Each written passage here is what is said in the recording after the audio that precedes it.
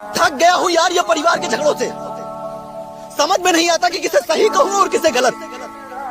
अगर बीवी का कहना मानो तो माँ बोलती है बीवी का गुलाम, और अगर माँ का कहना मानो तो बीवी बोलती है माँ का गुलाम।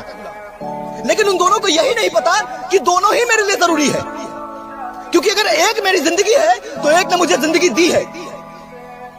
कभी कभी मैं सोचता हूँ कि जब एक बेटी गलती करे तो फिर चाहे कुछ भी हो जाए माँ उसे माफ कर देती है, लेकिन जब वही एक बहू गलती करे तो फिर वही सासू माँ उसे माफ क्यों नहीं कर पाती है। और जब एक माँ गलती करे तो फिर चाहे कुछ भी हो जाए बेटी उससे रिश्ता नहीं तोड़ती है, लेकिन जब वही एक सासू माँ गलती करे तो फिर वही बहू उससे रिश्ता क्यों तोड़ने लग जाती है।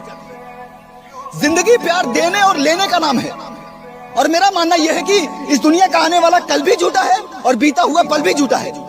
अगर कुछ सच है तो वो है आज, और हमारी जिंदगी का बीतता हुआ हर एक सेकंड हमें उस दलदल की ओर ढकेल रहा है जहां हमें पछतावे के सिवा कुछ हाथ नहीं लगेगा, जहां हमारे माँ बाप भाई बहन तो होंगे लेकिन सिर्फ यादों में।